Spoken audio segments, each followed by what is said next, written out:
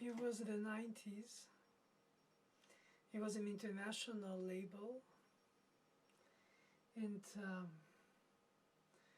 being invited during cancellations of great artists of recording sessions, I managed to seize the opportunity then and record Schubert, Moments musicaux, last sonata. And the sixth Moment musical is the other five, obviously. I recorded with my earnest inspiration, spontaneous and connected musicianship to the piece's meaning, whatever it meant to me that day then, more than 30 years ago.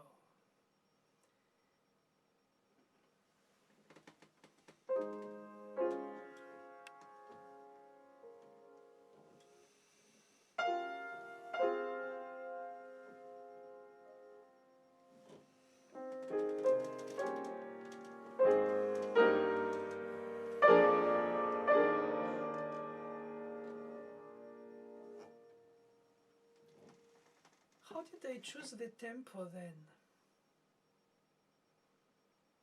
Well, I didn't think about it. I felt it. I know it doesn't sound intellectual, doctoral, or musicological, or a scholar.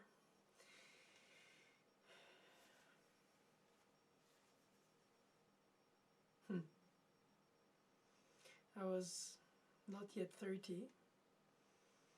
I lived for a long time with Schubert's music, like all of us, I assume.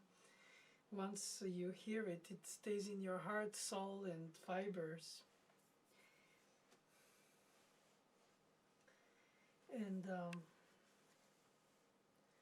I played, as I always do, with the response of the musical storytelling that my eyes, through my ears, put in my fingers. It was not a master class, a lesson.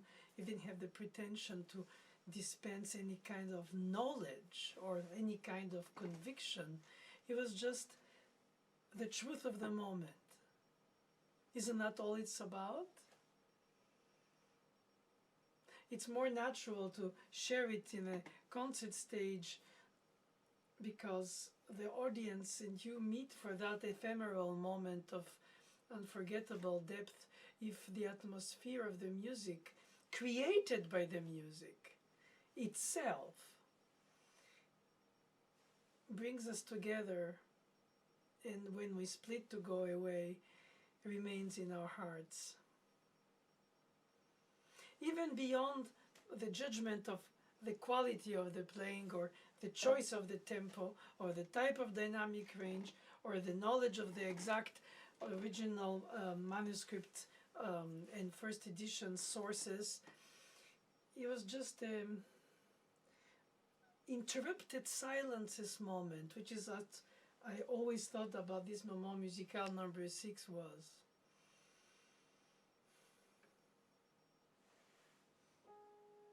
This opening reverse plagal cadence. Debussy does that in his violin and piano sonata.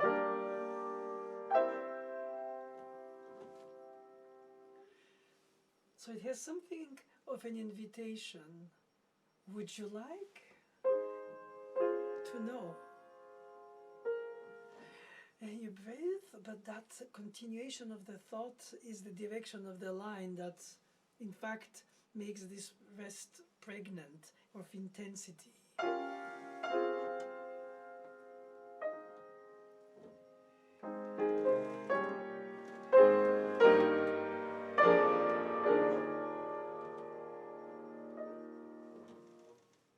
I didn't go in the recording place with any ideology in mind. The slower the better, naturally not too slow because the marking of the tempo allegretto, or because in this case I didn't listen to other people play it, so I played it the way it talked to me that day.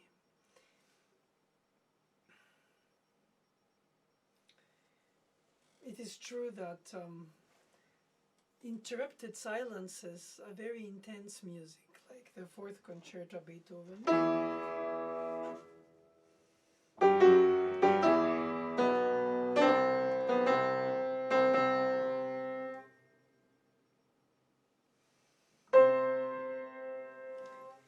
So it brings even more meaning to the few notes that are dispensed between the rests, as the music interrupts the reflection of the thoughts that it vehicles in the performer, sharing with the audience. Same thing with the opening notes of the Liszt sonata.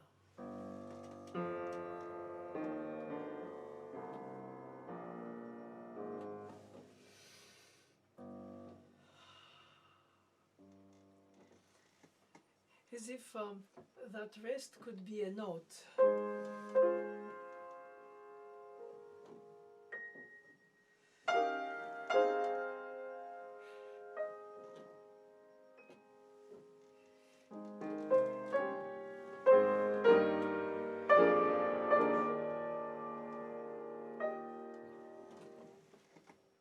Sergei Rachmaninoff composed also moments musicaux, and the B minor one also in more dramatic fashion and less reflective, or perhaps ecstatic here, but poignant because of these interruptions.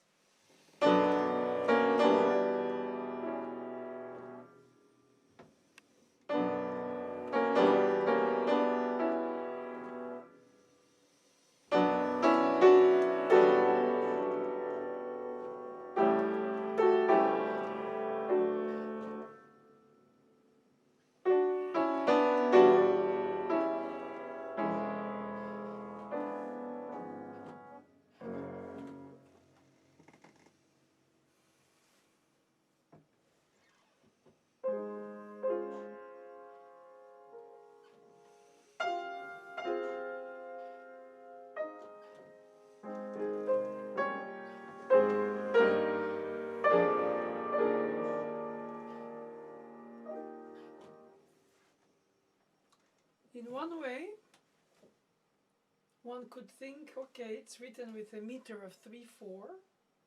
There is a long and a short, the half note, dotted half note, and the short, the quarter note or the eighth note.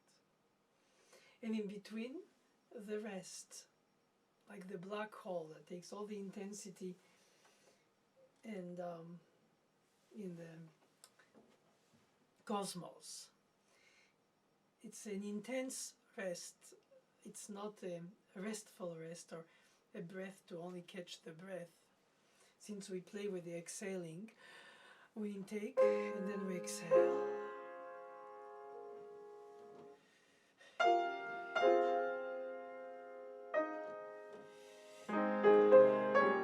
So all these endings connected.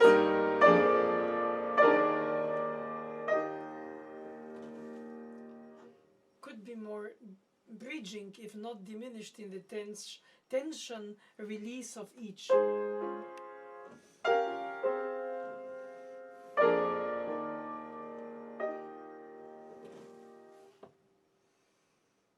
Perhaps all this is too cerebral, too analytical. And about the choice of the tempo, it so much depends on the feedback you also get from the acoustic and the instrument, besides the inner ear and the eye having seen the music and going to the tip of the fingers to express the sensitivity, even if through an action which is very neutralizing. I don't touch the string literally, I don't feel the vibrato, I don't sense that I can say, okay, I need to breathe or change the bow, therefore I cannot go slower than a certain tempo. Is it a limitation of the instrument? No. Oh well, in part.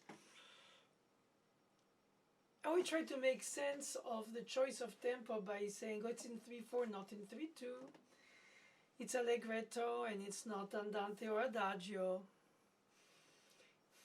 That's true. And then in Devil's Advocate today, 30 years later, I could say that it can be as, and it is, musically what I think all of us feel in this kind of moments of moments musicaux, musical moments. They're seized, these moments.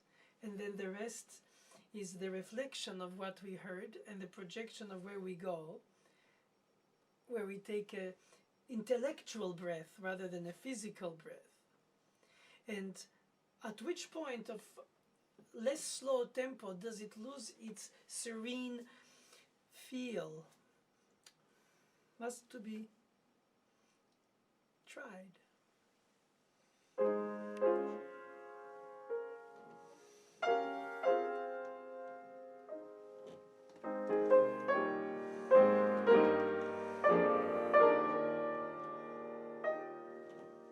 Or with the same conviction,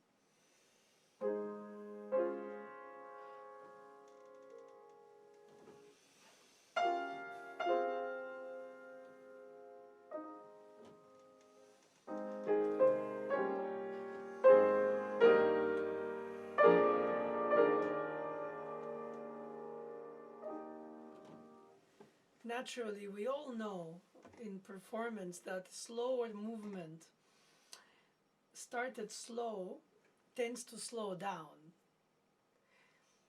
Subdivide or recount differently. I don't subdivide in my thoughts. I do 3, 1, 2, 3, 3, 1. I feel like this cradling.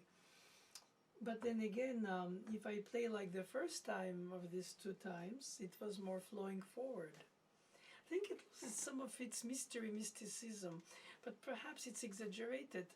Now that I can compare tempi in front of you and try to be convincing in my expression in each, endorsing it, believing in it, living it, narrating with it, eloquently trying to demonstrate the difference between the pleading of the ascending or inverted plagal cadence 1/4, tonics are dominant. Then perhaps the dubbing of the melody, giving the second piece of fragment that comes after the rest a certain reassurance. I could continue.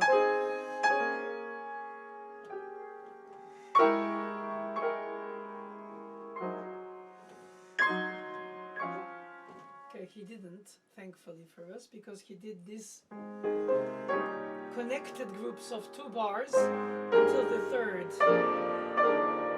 And he repeats the notes before the important note in anticipation. He could have done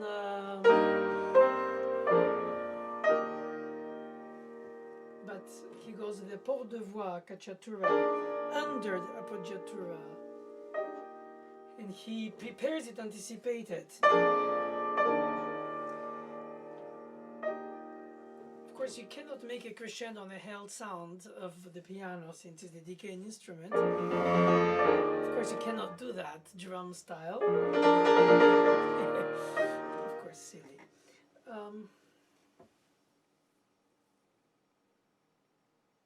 I think there are many ways, or several ways at least, in which a pianist, okay, not being involved in the limitations of the instrument's length of sound decay, could go into an extended slow tempo which enhances that meditational aspect of the piece.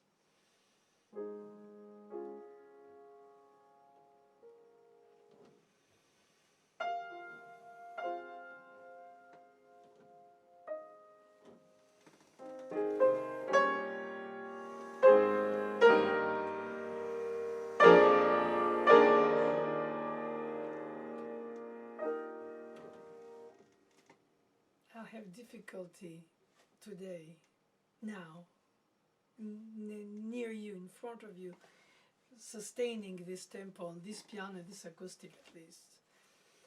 Of course, I'm lab working here, demonstrating different ways to be convinced at different paces. And that didn't convince me much, but the fact of the matter is that in his fourth bar, Schubert chooses to stop the 2 times performed or composed, presented fragment, and then elaborates. So you have a hesitance of the first half of the group of 8 bars, or whatever they are. And then afterwards is a flow from the 6/8, because I don't believe it's a 3/4 this bar, it's a hemiola with 2 times 3, like a dotted quarter. And then the following bars of connection could be a hemiola, but this time of 3/2 in 2 bars of 3/4. 1, 2, 3, 1, 2, 3. In the same key, A flat major, the end of the first movement of Beethoven's Sonata number 31, which is in 3/4, will be 1, 3, 2, 2, 3, and 1, 2. Do I have to see, imagine, daydream, implement hemiola pulse, 2 dotted quarters versus 3/4, of which one is long and the other one is short, half quarter? Probably not. But if I really do 3/4, then I have to bring ta-ti-ya-ta. This is where I implement that the upbeat is a quarter note, and if I do it on the E flat, I implement that the step is a tiny longer because it's a dotted quarter and not a quarter. But while in the opening, I didn't have any feeling if it's 3/4, 6/8, or 3/2. In fact, it's almost unmeasured. And that's where probably the slower tempo is so tempting, because it's barless in ways. Like in 101, the Beethoven Sonata.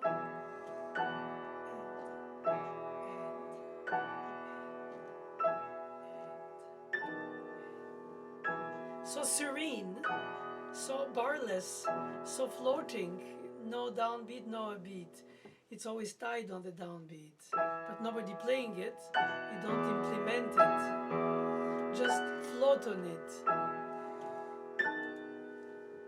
As if this way, I assume, and perhaps I'm wrong, after all, it's just my thoughts, I share them here with you because I think that the difference of step allows to have a difference of emotion. This is short. This is shorter. These are short fragments, and this is a longer fragment. So all this was perhaps so intuitive. I'm almost, not even almost, totally sure that Schubert couldn't have written another way. He wrote first of all, he wrote a lot. That doesn't mean that he wrote fast, but obviously he didn't have time to go back and forth and rewrite it every several years. He was a very intuitive flow, very spontaneous. And if he had done the opposite, and then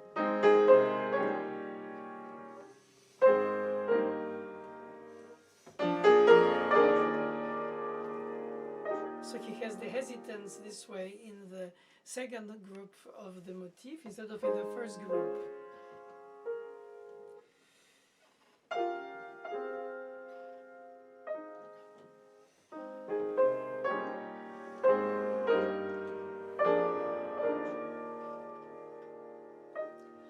All I want to say here with you, and to mean it to you, is that I always play. Sometimes, obviously, the intent doesn't match what people expecting from the piece think I display wrongly, exaggeratedly, rubato no rubato, slow to slow, fast to fast. And it's not just words. I think it's also accumulated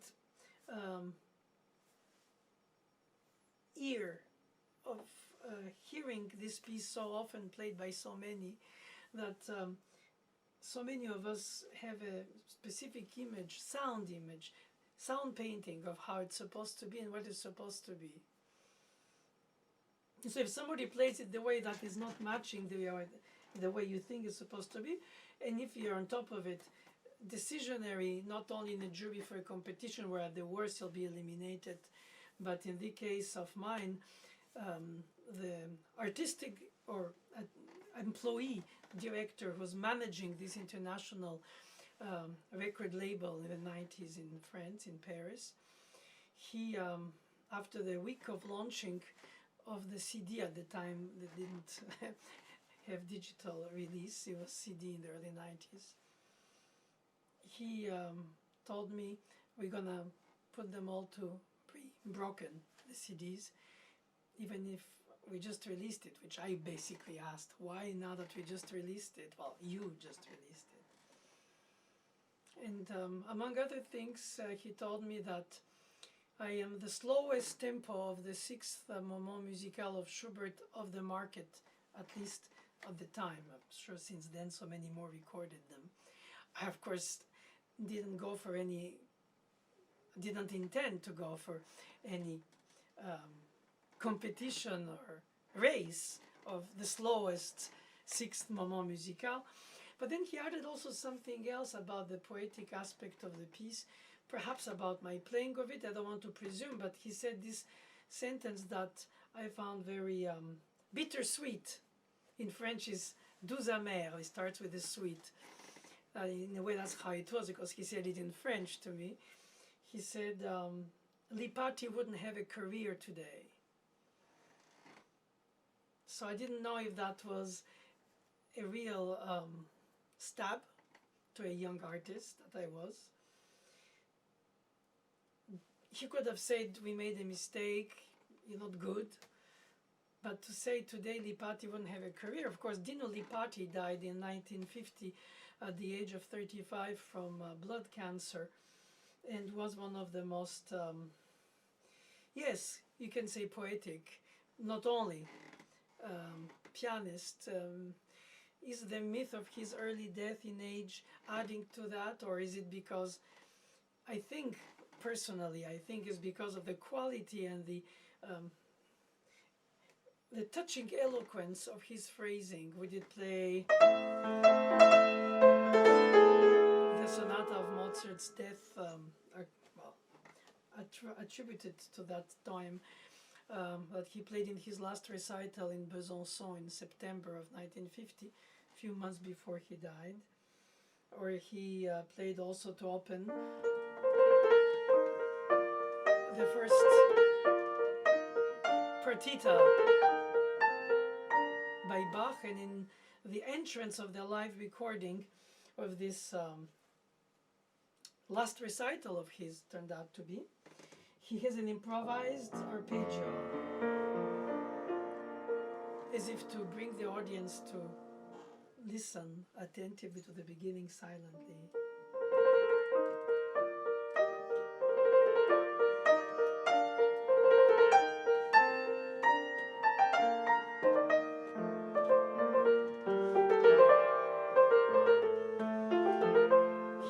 Student of my teacher, Mademoiselle Boulanger.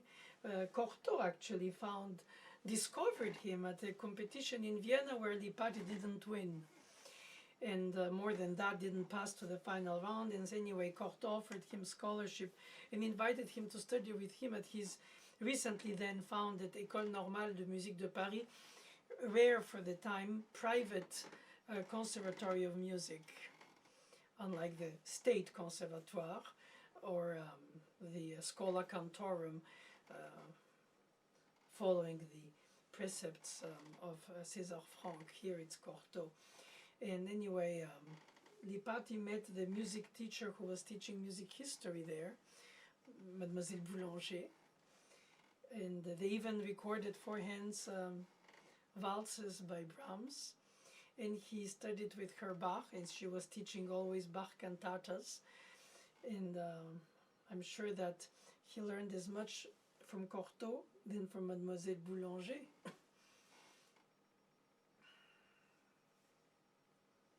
I recall after lessons of Mademoiselle Boulanger, she would bring me to the record player. At the time was LP in the 70s. And we listened to recordings of waltzes by Chopin, recorded by Lipati, which he also recorded in that final bouquet recital of his in Besançon in September, but that was an earlier studio recording.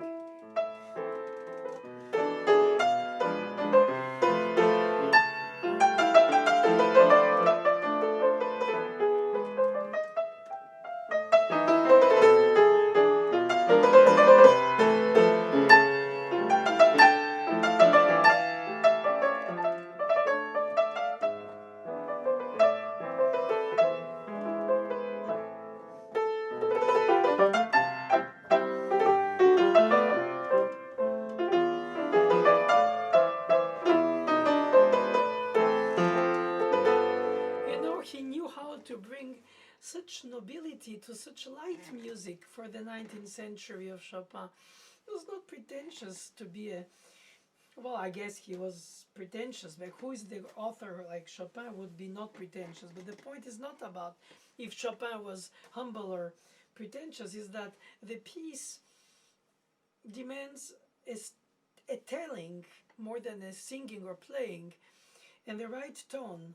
Not overly seductive, not overly playful, not overly wrapped in a pretty bow, but in a way display the elements and let them build up the piece as it comes to become, like an artistic craftsman. So we were listening, and Mademoiselle Boulanger asked me to observe attentively his rubato. Of course, at the point that we heard this, because of the chronology of events, I was there as a child in the very early 70s, and he had already died 20 years prior to then. But she had such a vivid memory of him, naturally. And she played this LP for me and asked me to listen to his subtle rubato by being some kind of a balance, equilibrium between, let's say, symmetric organization of the form or of the beat of the group of bars. So when for some musical or aesthetic or perhaps humanistic reason you have to take some, and I don't remember now exactly where he did rubato, I could say today perhaps at the relative major dominant of C major for this A minor waltz, and then in the return to A minor with some kind of sadness because of the unblossomed escape in C major. No. So how much do you overstate the relative major as a hope, or the return to minor as a regret? And so she used to say that he doesn't play by stealing time, which literally what rubare means in Italian, the verb stealing, rubato, stolen, that he returns what he stole. So is it in the beat, by having shortened the hope into C major, rising the expectation to slightly lean forward more than accelerando. Hint is an exaggeration.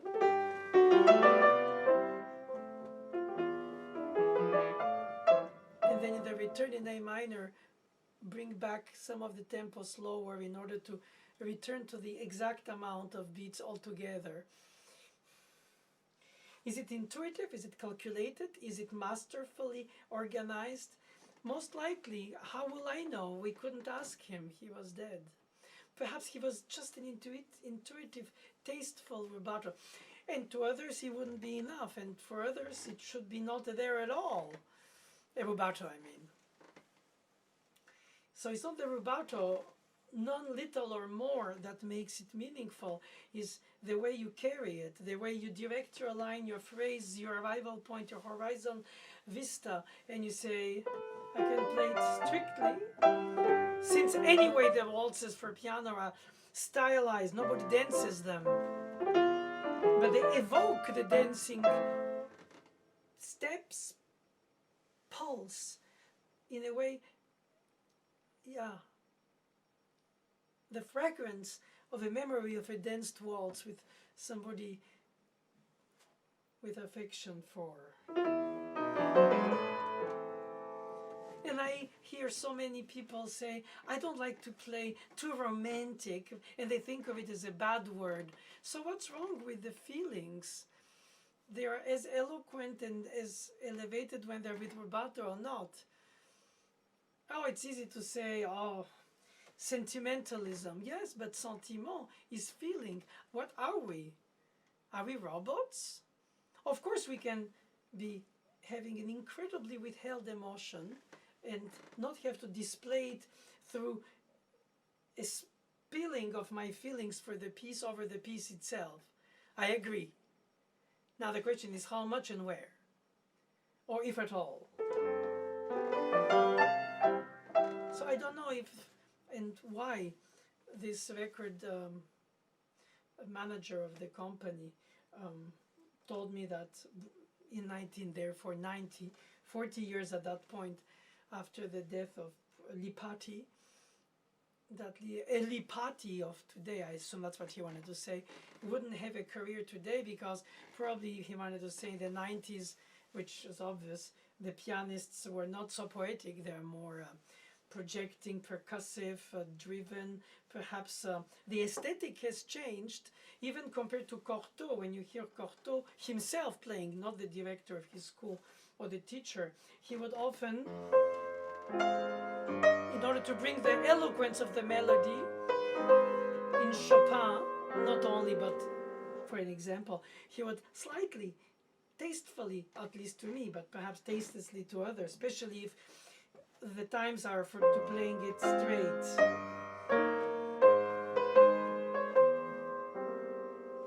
Does it mean that the times are the fashion and the fashion wears out, but the piece is eternal? Does it mean that doing rubato is tainting it by our own psyche, that perhaps belittles the incredible universal statement that is only the music itself saying it?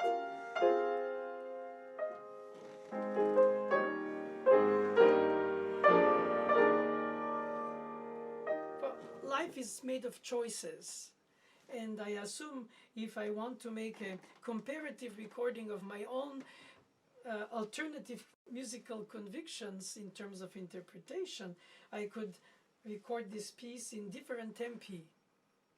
That's what Gould did, even decades apart from his first and later recording of the Well-Tempered Clavier, with tempi that were double of the earlier ones. But not just because of that. I think this is the surface of the visible part of the iceberg. I think it's to do with inner traction, with inner flow, with a way of hearing the phrasing. Is it bowed? Is it sung? Is it woodwind played in the imagination? Is it orchestrated or just purely pianistic? I don't think it's just let me try this, let me do that. I think it's more subtle.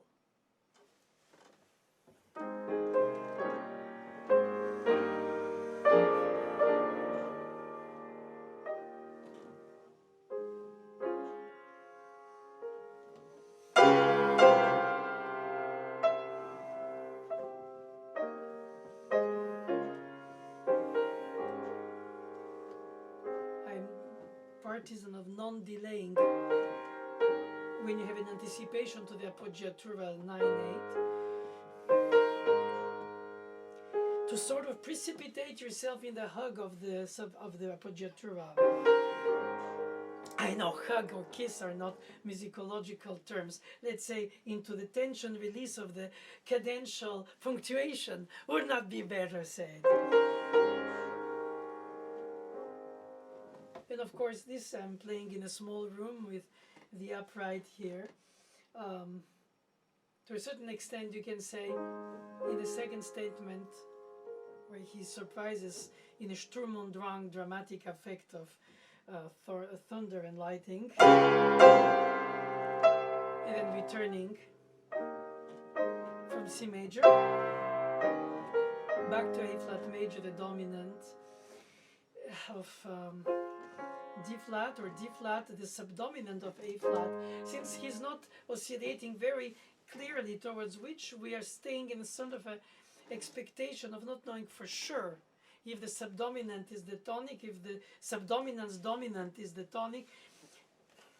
That is the subtlety of the ambiguous and beautifully, I find, mysterious expression of Schubert, whose music doesn't sound when you play it, thankfully, I hope, with bar lines. Though it's written with short bar lines of 3/4, you would think, my God, when I visualize it, it looks like a prison with slices, and the prison bars are the bars. Of course, that's a little bit exaggerated in my analogy, caricaturing it, but for sure I don't hear a new bar, a new bar, a new bar. So he could have written it in 24/3 and have one single phrase in terms of bar line.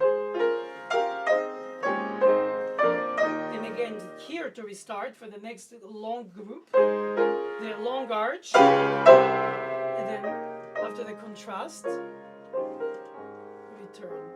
Of course, if it's played in a tempo that is very flowing, you understand better as the listener who doesn't have the score, the pace and the storytelling. If I speak like that, if I speak like that, if I speak like that, which is overstated, which is understated.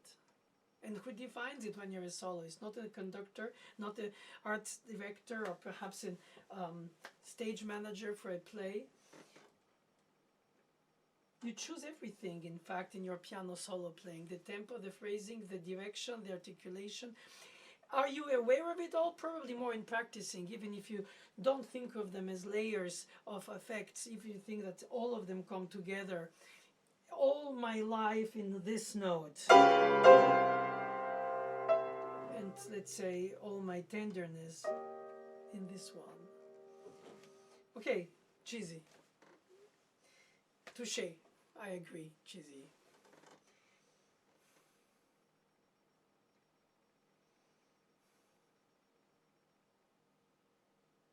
But that day of 90, I didn't think any of all that, I'm telling you now. First, because I didn't teach for the next, then, 30 years now.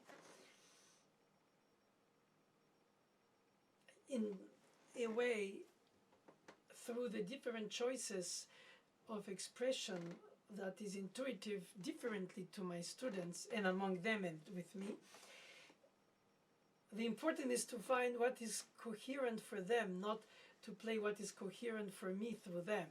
After all, when I play, I don't teach. I play to respond to what the music tells me. When I teach, I am a hyphen between the dead composer's wish that the student trusts me for a given time to transmit, to give some kind of answers to these questions. Should I? How much? Not too much, but when too much? Where is the pedal? What? You have to give some answers, and if you answer only with questions, you don't help. And if you answer very binarily, yes, no, you don't help either. I think it's somewhere between the two. Is first, what do you hear? What do you see? In terms of length of phrase, not the notes and the bar lines. What comes out through the notation to you? Is it this chord?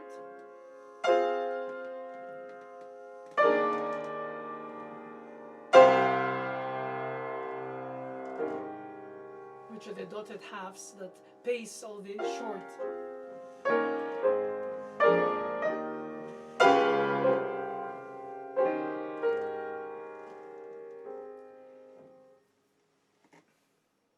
the more the rests interrupt, the more written exactly like they are in 3/4 with second beat, a rest. So you start the double bar, again on the upbeat, like in the beginning, the inharmonic modulation, whispered pianissimo, well, more than piano, but not much more.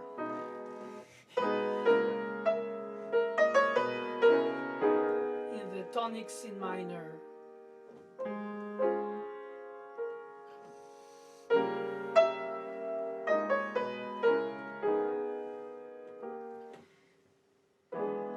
And you feel intuitively that some of the interruption rests are longer because of the modulation or because of the breathing, and because you don't know why. Because at least I didn't know why. I just felt it, not to prove that I'm going to be able to play the slowest of the market, as I was told, because I think that's a trivial way to think music.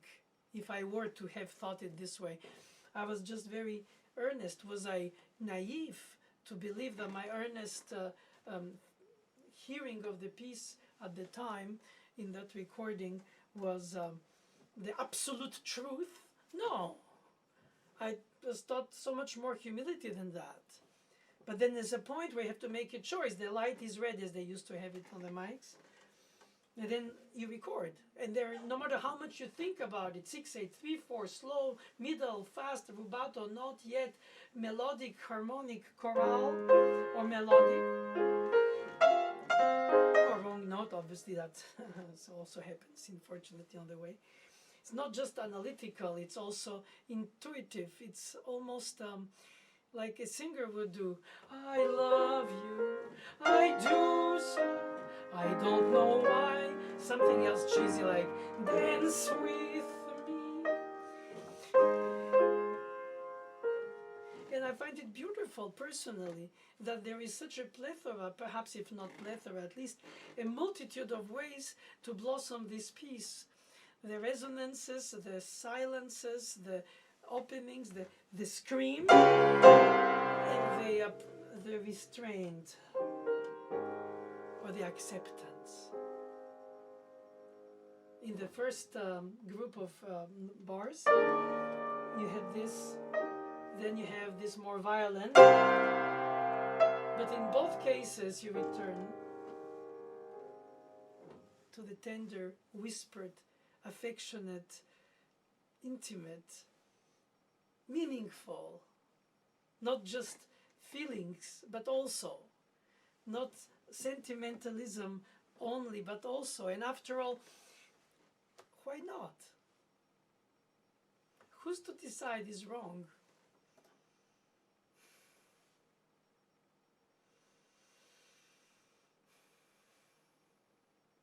Well, the manager decided is wrong, and after releasing the CD, he told me, this is a box of carton that contains 25 CDs. They just came out from the factory, and he said, before they're all broken, the other ones, and put away, all the other ones that they printed or published or pressed, he said, keep it for your memory, just a gift for you to have, to keep. How bittersweet, huh? Oh well. Much has gone through since then.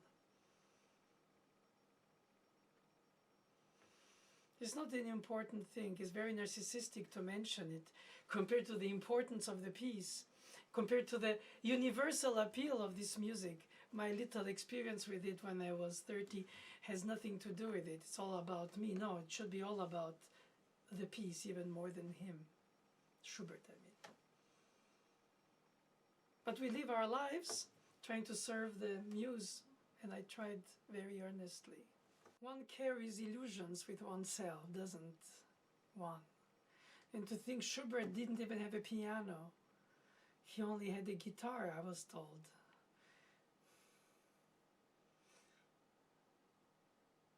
Never even performed in major ensembles, orchestra, symphonies. Must have been tough to live in Vienna when Beethoven is God.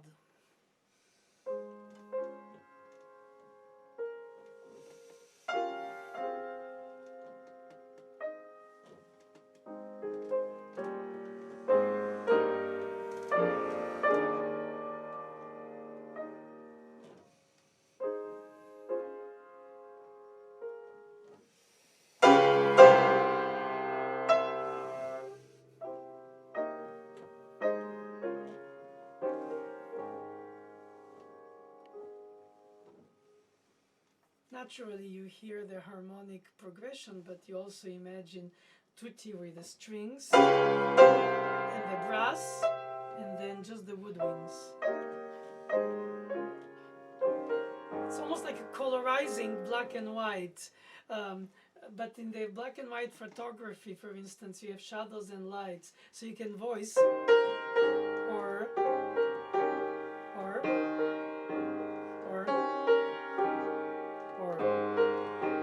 just plain, or just the melody. Too much perhaps becomes affected. And at which level do you enter in the affected, and which level do you stay in the objectively right? Not too much, not enough, just right. Combination of pace, tempo, phrasing, articulation, statement.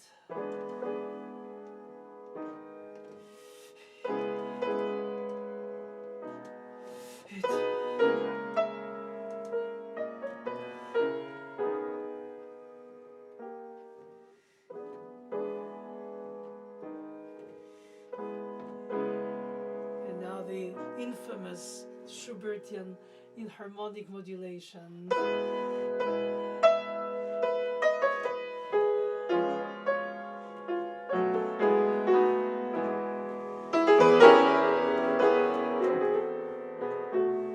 Half minor, half major.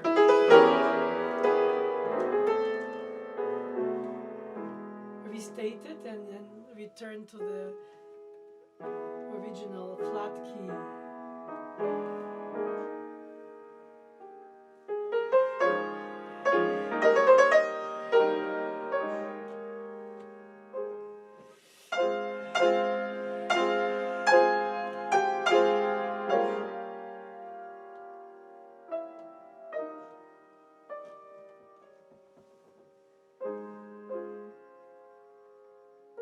And the recapitulation. There must be something so universal in this statement of music that is beyond the fact of its time zone and time space of composing, because somebody comes from Asia, somebody comes from elsewhere, where classical music culture is not so essential because that's a late coming in their discovery of the Western music, but does not mean that genetically all the Europeans feel naturally that either. Why? That's not and shouldn't be only the sort of treasured tradition of hands-off, this is our tradition music. I find on the contrary that when people play, they bring their own emotion, their own expression of it, and they only enrich it by their different culture into it while they study, to learn by coming in Europe or elsewhere like here, to study the, I guess, tradition of it, or the... But you don't teach them how to love it, really, or if to love it. They do or they don't at the get-go, which obviously they do when they come to the lesson. Then what do you do in the lesson? You fine-tune phrasings through fingerings, intentions through pedaling for the rest or not, to be in it or without it, to have in and outs from the rest and the music, and then the cadential element, tension, release, which is so specific to the tonal system, but not always release in the lesser than the tension, because sometimes, as it shows here, overlapping the rests of the short breath, you have the long phrase. So the rests are a bridge, a silent, invisible thread that holds it all. So it becomes to be mystical, it can be spiritual, it can be just tender and affectionate at the human level, not at the elevated level. Whichever, it seems it can be, and it is so many things to so many people. And when you have a single cantor to play it in front of the congregation audience, of course it's not a service like a church service, but the idea that one speaks it and the others listen to it, it's like reading to unalphabetized. And then if they're alphabetized, they don't need me to tell them or show them how I hear it or how I read it. Perhaps they misread it too, according to the author's ideas. Perhaps different readers in their own interior, in their own self, they gathered something that the other reader, I don't know, in some commuter train or at home, reads of the same book and gets other information, but atmosphere, or understands differently the purpose of, let's say, the action or the daydream of the action, or whatever it's the storytelling. And if they can read the music, then they don't need me to play them at the concert. Or if they do, then they delegate me during some few minutes of their life for me to tell them my reading of it, my hearing of it, my breathing of it, my emotive rendering of it. And of course I can say that when you use the inharmonic modulation, as Schubert loves to do, you're in A flat minor and all of a sudden with common tones, 2 out of 3 in the triad, you're in F flat major, which is for spelling purposes inharmonic E major.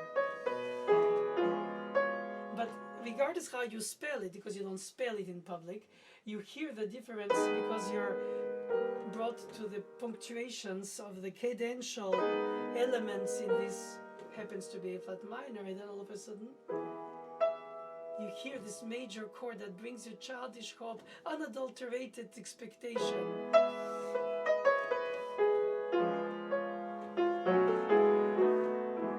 Of course, it gives you the illusion that happiness is so close after the desperation.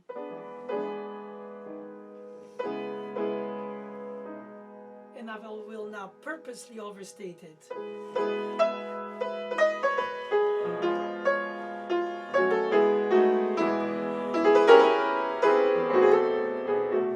Sorry for the wrong notes. And then return.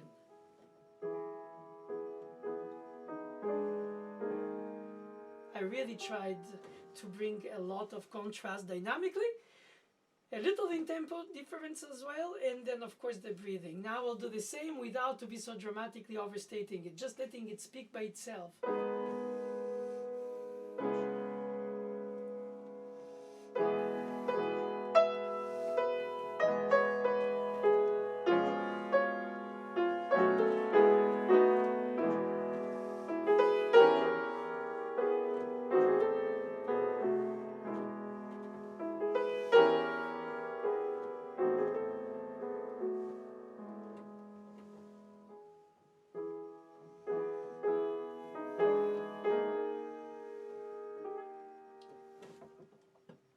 In the repeated notes. Each more or 2 more and 1 less, tension release, insistence, intensity, and finally the dissonance of the 4/3 appoggiatura.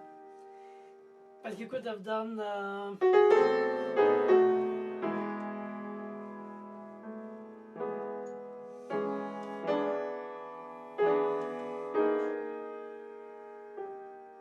instead of or even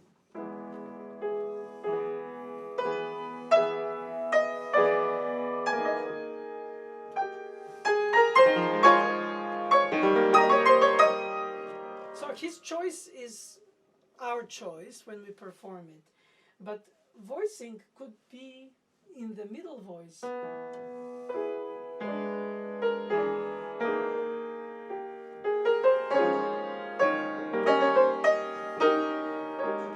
Granted, it's awkward, but the fact is that somebody plays the viola, somebody plays the second violin.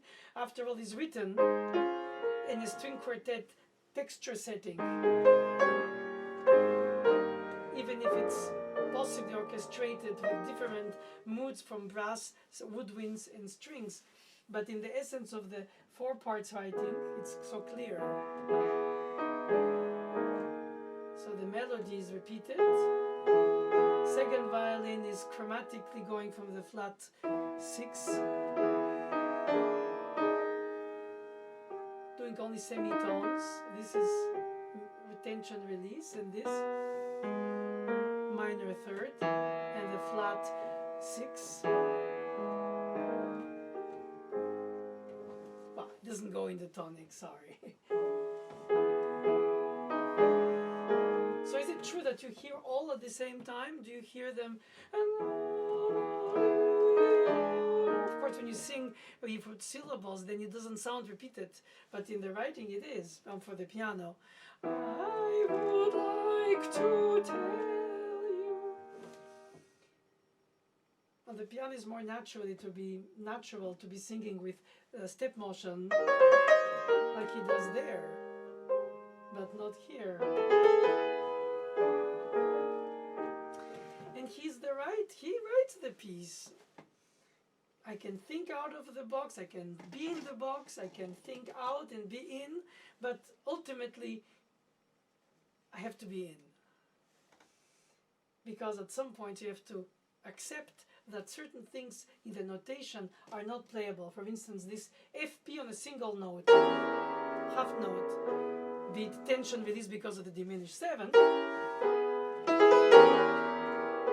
But if you play it with the decay of the piano, especially today is longer than then, but even then, 2 beats in a regular tempo doesn't decay fast enough to be FP on the same note. In fact, you do F on the half note, forte for F, and piano on the 3rd beat for the resolution. And it's human, after all. The piano cannot decay faster, nor can it crescendo, obviously, on a held note. Even despite of Beethoven's denial in the end of the Farewell Sonata, 1st movement, there's a whole note crescendo on this octave in the top register, and then forte. So obviously it's a suggested attitude of expression that you cannot do. And if you try to do it on the piano by releasing very fast and replaying it silent, while it does the effect, it doesn't sound as natural as the intensity of the bow and the lightness of the bow in the strings, G, and the speed of the bow.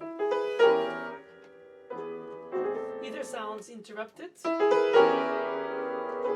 either held loud until the 3rd beat soft, but he writes FP, not F and P, so if it's FP in the same note, we have to attack it forte, and immediately hear the resonance of it in the P. So it's the pedal and the readjustment of the keys.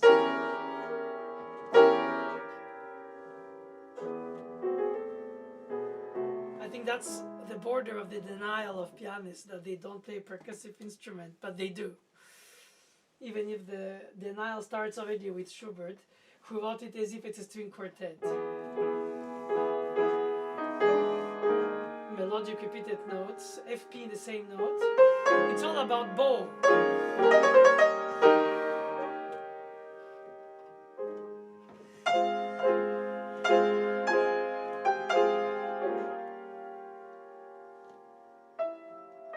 At least here he gives us a forte with 5 beats.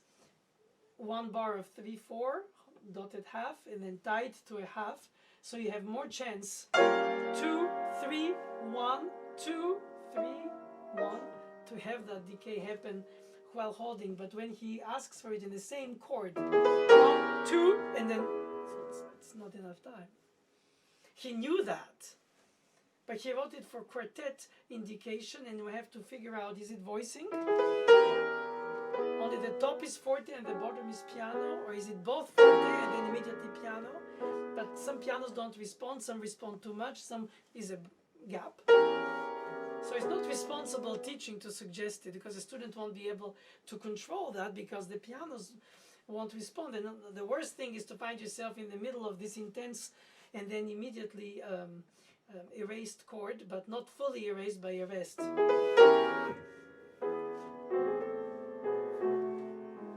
So you stay on it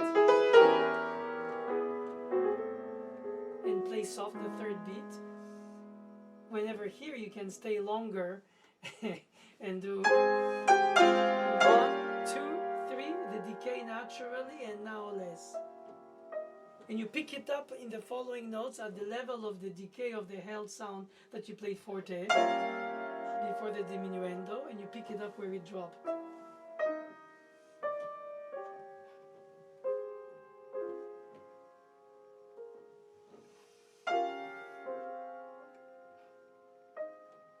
Some are repeated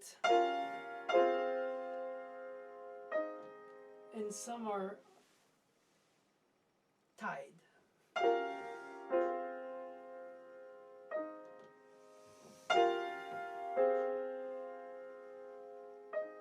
It proves that in the subtlety of Schubert's writing, he took advantage or risk, calculated perhaps, with the shortness of the decay to restate it the first time, and at the bottom of the page, not repeat the 2 Fs. This is the kind of thing that scholars can dwell over by finding a brilliant reason or brilliant thought, and perhaps it's random. What if it's the copyist? That's provocative. Okay, what is Schubert's own desire to be not alike every time, and many times it comes back, not exactly the same way. Reminds me of the slow movement of the C minor Mozart concerto. Once he does this, then he does, or it's tiny little differences of harmonic treatment of the melody. When it comes back all the time differently, and here the same. So we'll take it for intentional.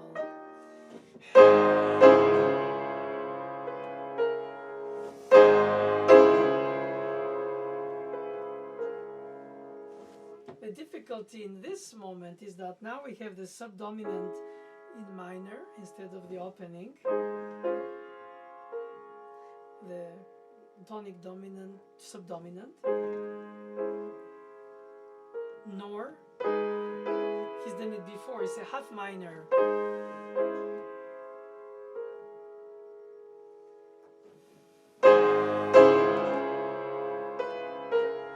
Rest, and then forte fortissimo, no drop, except the rest that dropped, but then you have to feel the rest is your trampoline on which you rebound. The conductor giving in the rest the impulse for the chord to come, and the orchestra responds and then builds up exponential expansion. Again in harmonic, obviously, because that's his favorite thing. And it's so effective.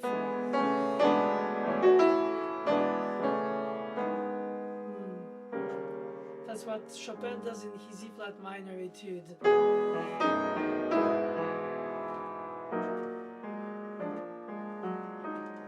It enhances, it exacerbates that feeling for evase.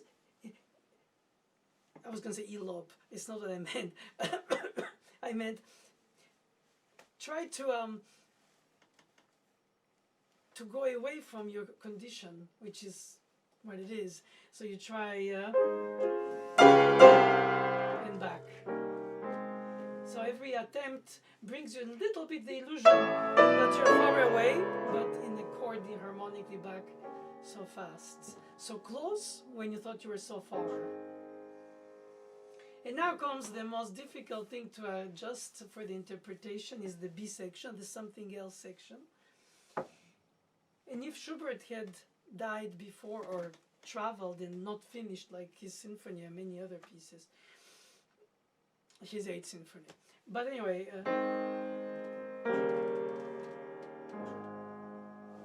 then we have to have a trio. And what if it was lost? And we had to come up with it like scholar.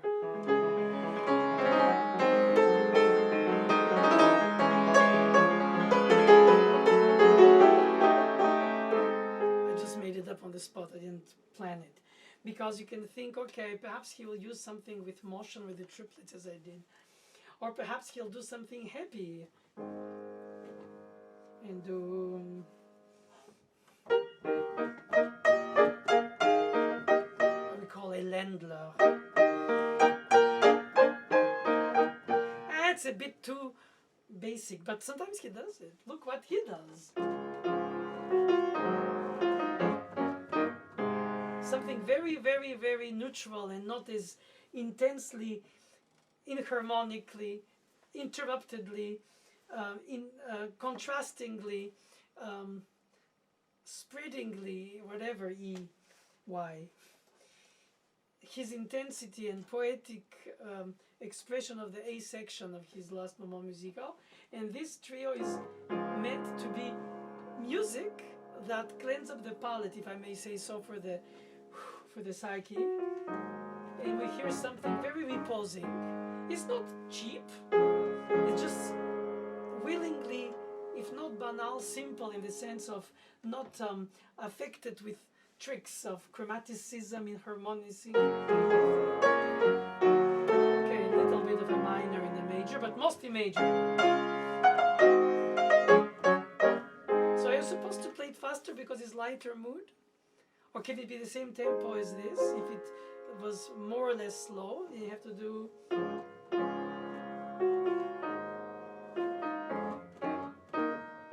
It doesn't say on the score if it's supposed to be faster in order to be different, because also it's less charged with emotional intensity. And if you want to justify your performance by the unity of pulse throughout the whole piece, then you have to play faster the opening, because you want to plan to do the same tempo.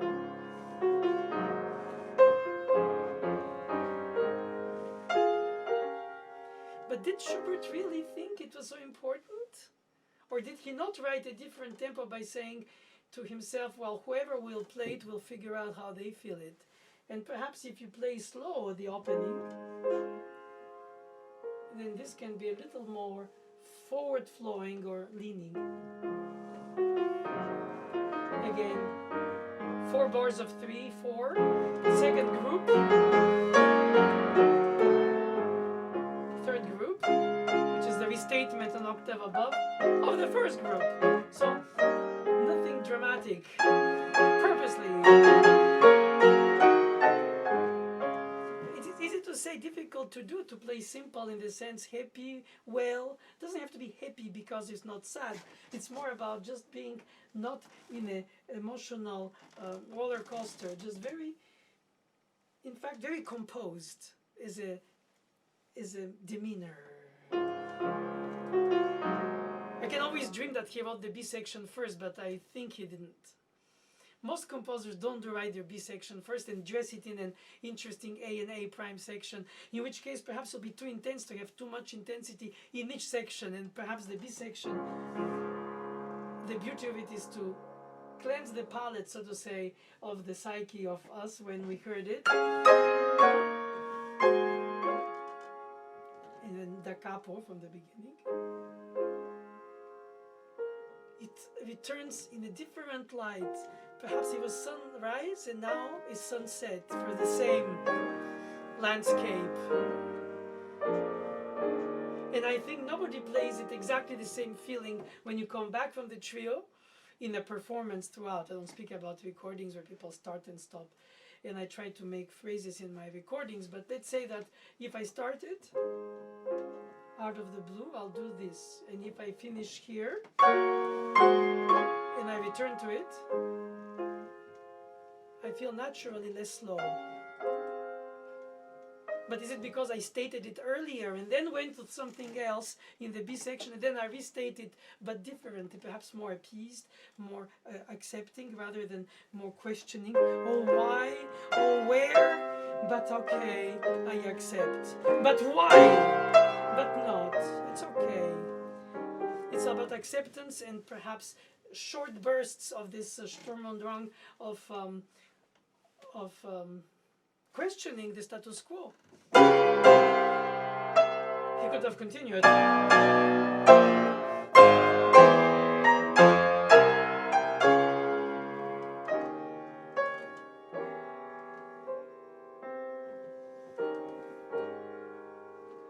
So he hints, he doesn't complete. He writes fragmented through those rests where we have hints of, yeah, what if, but no.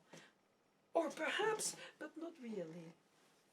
And how much of these pulse contrasts do we suggest students to do when we teach? Or tell ourselves is the good taste to do, not too much? Or do we just let it happen on the spot with the way we are? We have, after all, our hearing and our feelings, and we share with an audience, and perhaps the piece reveals itself different because of the instrument, action and sound, as well as the acoustic, and all of a sudden perhaps you don't hear it the same way as you practiced it. It reveals itself to you through another highlighting of the element, and you have to accept that. It's difficult because it can also distract you too much and not know where you are in the piece, because all of a sudden don't recognize the piece you play. Perhaps not that far as not recognizing, but astonished by the way it reveals itself to you differently, perhaps because the audience is held breaths to listen to you, and in the audience when you rehearsed it was an empty hall. There was no intensity in that silence, a bit like this charged, pregnant silence of the music. There is also the intense silence of the audience listening with you to the piece that you play. So you play it, they listen, you listen what you play, and you hope to touch in perfect synergy, harmony, the active playing with the listener plus on stage, so to say, and then the listeners, active listeners, even if they don't play. As a matter of fact, it's a mysterious thing how the fluids transmit. Is it the harmonization, the melody, the theme? Is it that everybody thinks whatever it evokes for them, their inner life is enriched, and all of a sudden we enter in our own reflection, and it's beautiful to do so without to have to even display it, but we have to play it, at least ours. And you finish.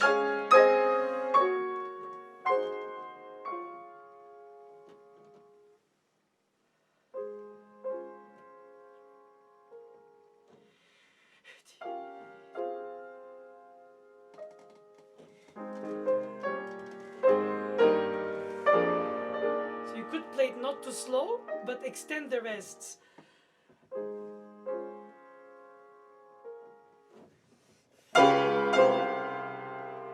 Or strict rests. We have several leverages. The rests, exponential expansion, or the music thrust and then release.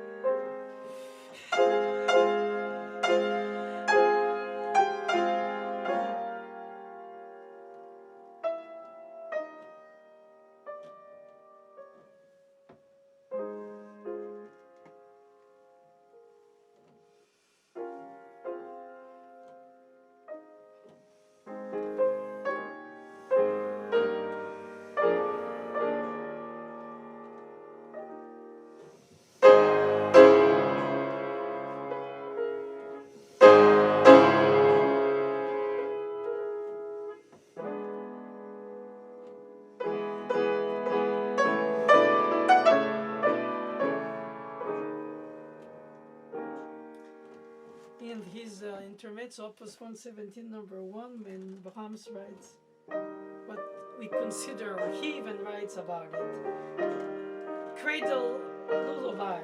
But the middle section, perhaps written before, who knows, but in B flat minor, unexpectedly and very dark.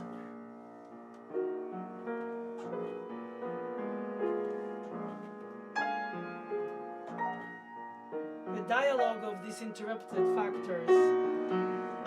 When you finish it, and you return to the A prime, it smiles because you went to the dark cloud, or you can call it sweet and bitter and light and dark and good and evil and whatever.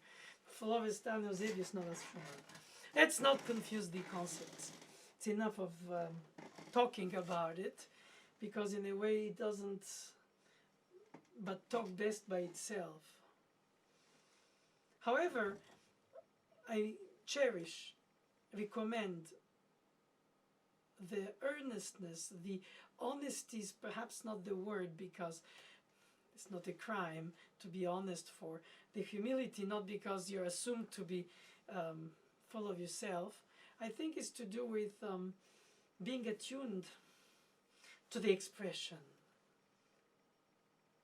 Reflective, benevolent, gallant, burst of drama but immediately released or interrupted, captured by the rest and the resonance that stays in our psyche, if not in the resonance of the sound itself, and then conclude in intimacy. And so, yes, probably that day, 30 years ago, I didn't question myself about self-censorship, comparative recordings, different types of thinking of the beat, subdivided or not, hemiola or not. Perhaps at some level, perhaps at some subconscious level, different elements like that just pass through.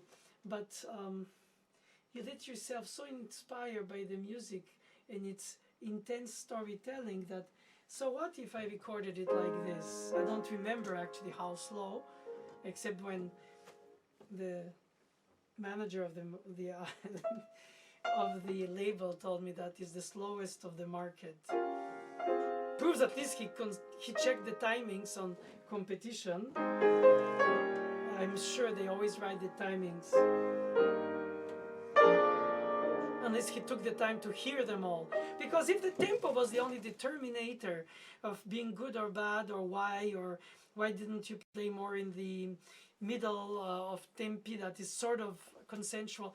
I don't know what he had in mind when he said it. I doubt that he had time to listen to all the recordings. He probably just checked the timings. He said, wow, this one is the slowest. So what does it mean?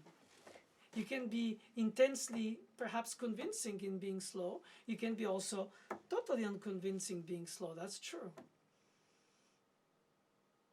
And how slow is too slow? And how fast is not too much losing its serene feeling? I think it's more subtle than the tempo, it's more subtle than the dynamic range, it's more subtle than the quality of the instrument or the type of instrument, if you can choose it. I didn't have the choice, it was whatever Steinway was there. So it's not like I had a sound painting in mind that was very peculiar, that I want to do the slowest with the sound of piano that has the longest decay. Perhaps I should have, retrospectively, and at least say, okay, I tried that because for me this is how I thought the music earnestly then is. Perhaps I'll play it today less slow, not in reaction to what I was told then or what I did, though it's locked in the recordings, I cannot change it. But of course, since it's no more around, it doesn't matter. What matters is to rethink the paradigm every time and be humble enough to question yourself, regardless of how many decades you've known the piece. Teaching it or recording it, playing it, hearing it, thinking it, sharing it like I do now with you, writing about it. And then it exists on its own. It's like part of our musical heritage. It's part of our garden or whatever analogy, or our rucksack. we can think of it, whistle it, sing it, doing other things at the same time. It has this kind of unbelievably compelling simplicity of the melody. Ta-dim, ta-dim, ta-da-dim, ta-dam. But then beyond that is how it's paced, how it's harmonized, how it's highlighted by the harmonizations or by the rests. Of course, you could play.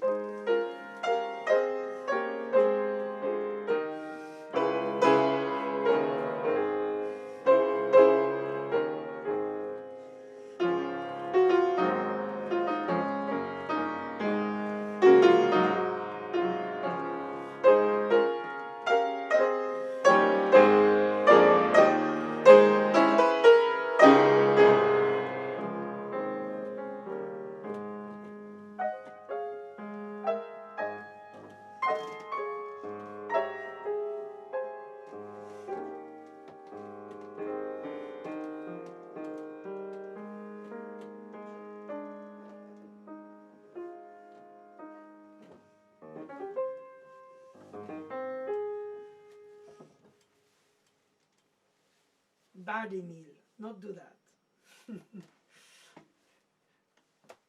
But the point is that I don't do that when I play. I don't even hear it when I play the piece. I let myself float or guide or on the tracks, especially if it's a faster movement, inevitably by the, not by the tempo choices as I mentioned earlier for the specific sixth one. I speak about the motoric element if you have like the third one. The playfulness, the tenderness is all embedded. You cannot really have so much sway of various convictions of tempo. That doesn't work. With all your conviction, you sound like you're sight reading it or you're cautious. And of course, if you're overly nervous,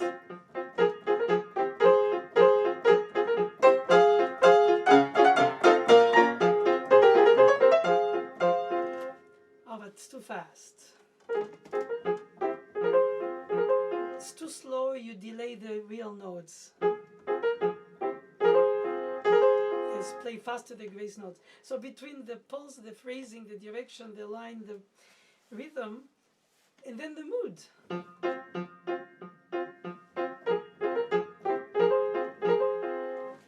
If I had, for this one, a waltz,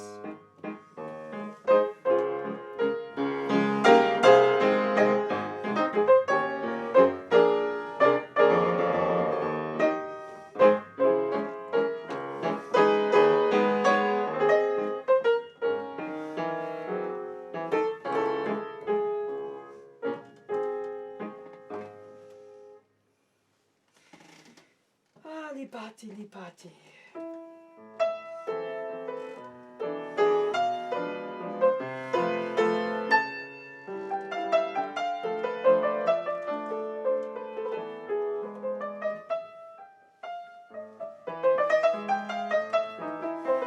Which one, huh?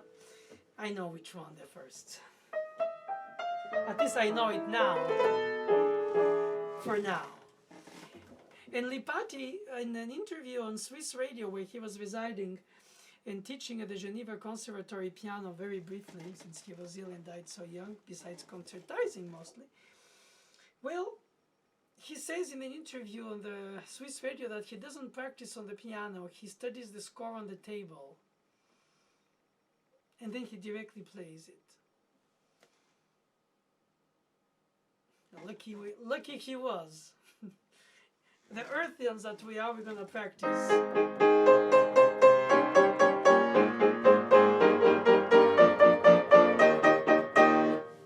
Position, palm support, wrist free, not too high, tip of the fingers touching at the same time, different topographies of the terrain. So all the technicity to play it is written. where they want all the notes to speak and not some to miss or some not to speak together. And if you don't want it to be speak together, it should be your choice. But sometimes it's whatever comes out from the piano's action that surprises us. And we have to deal with the unexpected as if it was planned on the spot. That's really experience, that nothing else but experience can bring you to manage these situations, regardless how pleasant or unpleasant they are. That's possibly the closest to life. Frozen on the score, put back to life. People dislike, people accept, people are moved, people criticize, and then next person lays eyes on it and plays what it means to them. And if all of us are always sincere in our expression and we accept the tolerance of another point of view, to which extent we accord, we give an authenticity to it, it's another story. And if authenticity is even the end game, that's the question. Or is it just the storytelling and the combined daydream and reality in the action that it's told? It touches so many levels of consciousness and subconsciousness that it's just amazing to even mention a few, not to sink in this immersion that can drive you crazy, in fact, by trying more of this, less of that. Then listen to yourself in the recording and you go, oh my God, that's not at all what I wanted to project. It's way too much, not enough, this, that. Then you try it again, and then you listen and you think, oh, perhaps for now I found the direction of the line, I find the way I'm tracking the phrasing. Perhaps ultimately we are our own worst critics more than the manager of this CD label. I knew it by myself. If I had only pursued at the time, to take this example, desire to make an effect for the sake of it, that would be vain. And I was not taught like that, neither in life by my parents to behave like that, neither in music. There is a level of importance that I attach when I play or teach or organize or whatever you do when you serve the muses, to be in a righteousness and not just for the effect. But perhaps some people misread the intention.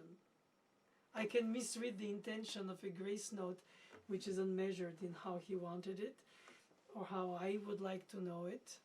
But perhaps it reveals itself differently because of the circumstance of the acoustic and the instrument. So in a way, everything is circumstantial. Our hearing of the piece from the dead page, our interpretation compared to others, and it becomes a Babel Tower of complexities. And ultimately, when you play it, it's only what it is. You go through the piece, you do the repeats as written, and then the piece is ended, and there is either another piece, either it's finished, if you don't have anything in the program after this piece of a given recital. And then you sit again in front of the piano another time, and you start again, and it reveals itself with other ways, and you think, oh, I should pursue that.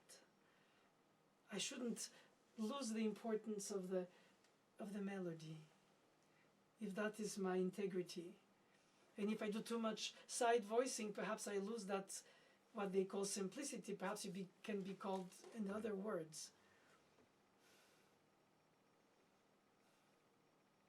Tell you the truth, I don't know how many people express the same things with different words, which makes us misunderstand. Masterclass, teachers, audition, jury members, comments, too fast, too slow, not enough, the pedal, the expression, the rubato. And once you say all these ingredients and the student goes, okay, so next time I'll do less of this because this time was more. No, you should adjust only to what it talks to you, meaning the piece. Because if not, you always try to run behind some hypothetical consensus of a jury, for instance, on your playing of it.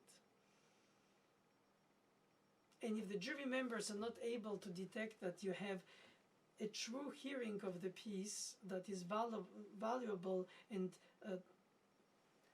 bona fide, then even if it's totally not the way you would play, teach, or record it, as a jury member, you could accept it and say, it's the opposite of my aesthetics for this piece, but it's coherent, it's meaningful. This candidate or this competitor has something to say through this, not just repeat and recite to be politically correct in the globalized Urtextianism.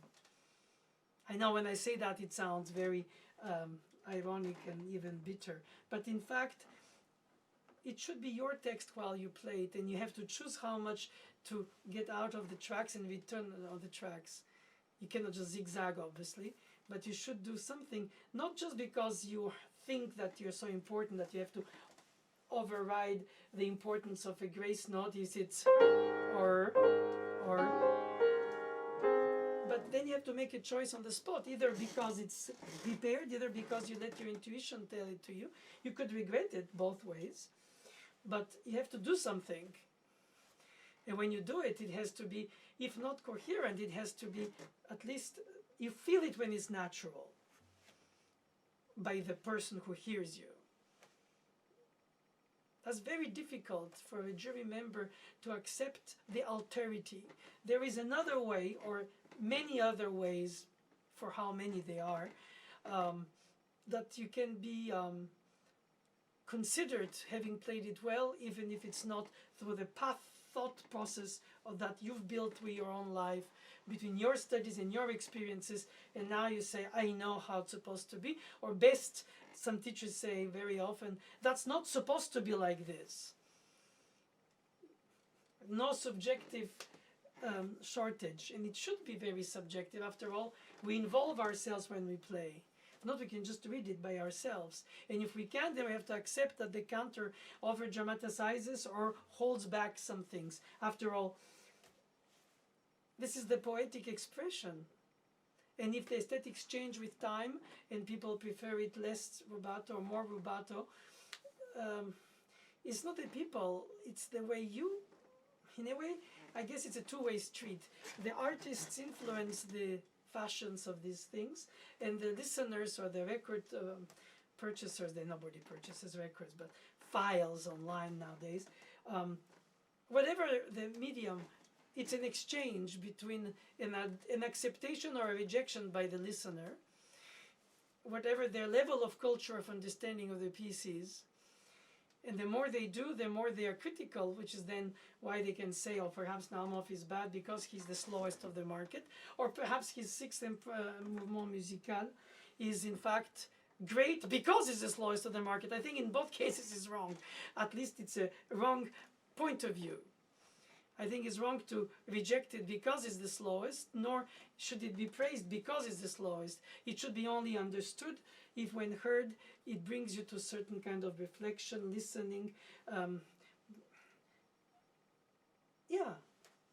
Meditational, without to be, the meditation, but some aspect of it in this piece with these interruptions calls for that. If not, he would have just connected all the notes. But he interrupts them by the silences, which interrupt the sounds. So which interrupts first, which, it doesn't matter. It's just that we are in this statement of a being. In expectation, in anxiety, in acceptation, and perhaps even in well-being, like the B section. And are those very subtle differences? Are they more demonstrative in the performance? I would say, convince me, make me cry, make me smile, make me shiver. Not you, but the piece that you play makes me shiver.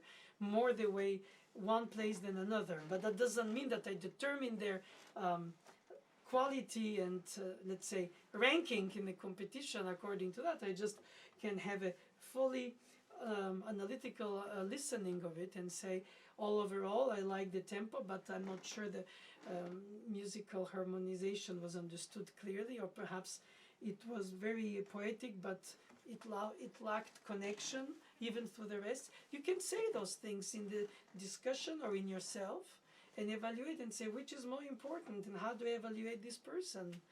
Evaluate, yes, exactly what I was wanted to say. And of course, if it reaches a point where you say, no, of course, that happens the most in character pieces, which are determined by their title, like the Funeral March of Chopin's Sonata in Somebody Plays.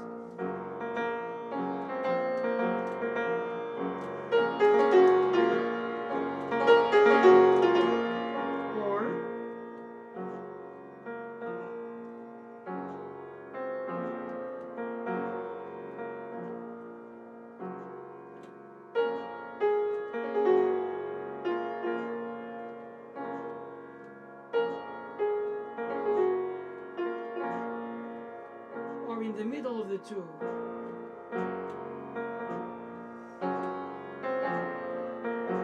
And then you start thinking the left hand are the steps of the procession behind the dead person who we are bringing to the grave or so. And the melody with the dotted rhythm is destiny, perhaps destiny knocking and telling us there is no other way. Exitus letalis. The exit is by death.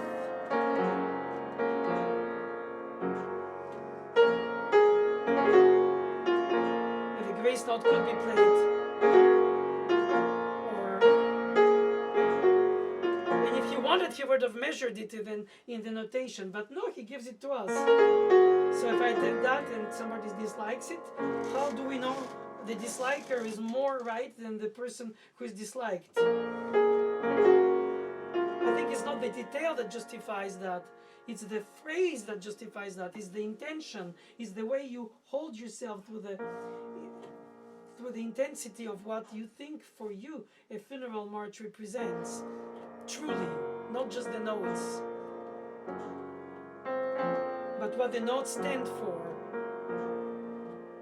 And if you play it overly slow,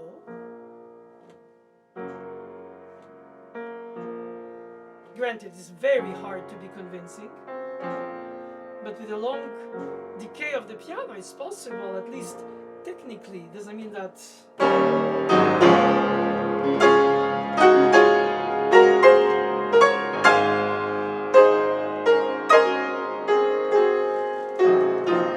The dotted rhythm, when it's so slow, becomes so watered. It becomes almost a triplet, and when it's faster, it becomes almost a 30-second. The integrity of the 16th note spoken, pop-om, pop-om, pop-om, not more than the downbeat, equal but shorter, and then the longer one without the decay, they pick it up where it arrived. So you have to think what you produce represents what you want to project, and then plan when you play it to match it. So recordings help to hear yourself besides what you're told by those who hear you.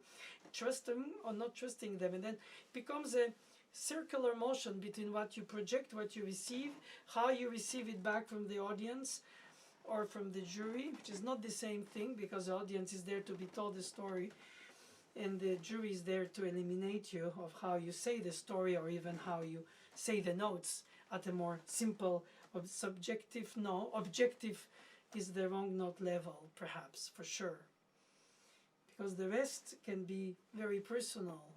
And it is very personal.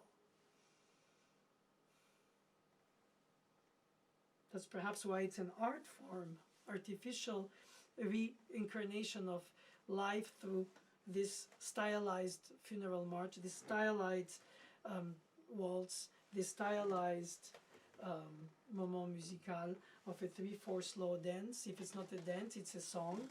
Like a leader, like he wrote so many. And the rest is just accompaniment, and you do finger legato or finger pedal if you choose to find that it's not too blurry, or you put pedal. And then you can invoke all kinds of things, all the tradition, all the Germans, all the publisher, all the pedal. But if it was shorter decay and straight string pianos, today we have to take that in account, balance, voice, the octaves that are too heavy, but in the time there was, you know, all this sounds like justifications. And I realize I'm just doing that. Guilty as charged.